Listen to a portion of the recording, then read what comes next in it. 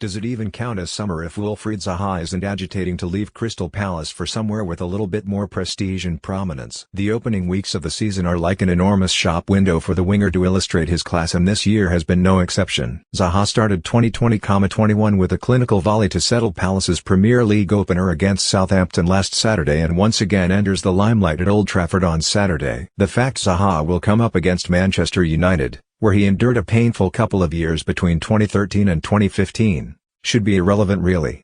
That's because as long as the transfer window remains open, and it does until October 5th, Zaha will know he has the chance to impress potential suitors and maybe get that long-awaited move.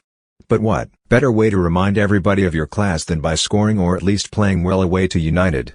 By helping Palace win at Old Trafford as they did at a similar stage of the season last year. Furthermore, it's a United side hampered by a shortage of match fitness, with Paul Pogba, Bruno Fernandes, Mason Greenwood, and Aaron Wan-Bissaka among Ole Gunnar Solskjaer's regulars that may be absent. It's a golden opportunity for Zaha. As shop windows go, this isn't your Thornton Heath backstreet, it's Harrods or Selfridges. There has been interest, as usual. The Ivorian has been linked with Chelsea, Everton, Paris Saint-Germain, Monaco and Borussia Dortmund this summer. The interest rises and fizzles out again as it has in the past few summers. 12 months ago, Arsenal and Everton were the two contenders for Zaha's signature, but Palace wanted as much as £80 million and that proved too expensive. He met with then Arsenal boss Unai Emery, but the Gunners offered only £40 million. Everton bid £50 million, but Palace held firm. With United due 25% of any sell-on fee, a stipulation of the deal that saw Zaha return to Palace for £6 million in 2015. Palace need to ensure they get top dollar.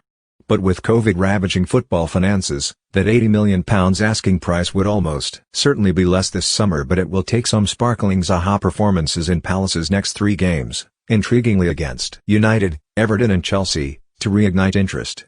There is a school of thought among some Palace fans that Zaha reserves his best performances for the transfer windows as he tries to push through a transfer. All Premier League Saturday: Manchester United, A. September 26 Everton, H. October 3 Chelsea, A. October 17 Brighton, H. October 24 Fulham, A. October 31 Wolves, A. Dates subject to change in 2016, just after Zaha had helped Palace reach the FA Cup final, where they lost to United. Tottenham submitted a £12 million bid that was described as ridiculous by chairman Steve Parish. Spurs could offer Champions League football, but didn't up their offer, and Parish shut down any chance of Zaha being sold. The winger didn't score or set up a goal for the remainder of the window. At the end of the season, Zaha committed to Palace, signing a new 5-year contract and leaving the summer of 2017 free of speculation. He signed despite interest from Spurs, Man City, and Arsenal. He duly went on to enjoy a good season, scoring 9 Premier League goals and creating another 5. With a late-season flourish steering Roy Hodgson's Palace away from relegation danger. The summer of 2018 saw Chelsea submit a £30 million offer, while Spurs retained an interest, and Zaha produced some of his best form during the window, scoring against Fulham and Watford before going on to have a superb season, having extended his contract again. But last year, despite that Arsenal and Everton interest, Zaha couldn't produce his best form during the early season, and that set the tone for a sub-par campaign. He is contracted at Selhurst Park until 2023, but little time passes without the 27-year-old making the transfer gossip columns. The way that Palace's form collapsed post-restart, when they lost 7 consecutive games to drop from 9th to an eventual finish of 14th, no doubt reinforced a desire to make a step up. And Palace seemed to regard his departure as inevitable, whether this year or sometime soon, as shown by their purchase of the talented 22-year-old Iberriez from Queen's Park Rangers. As would appear to be Zaha's successor on the left wing, even if Hodgson would be delighted if the pair were able to work together for this season at least.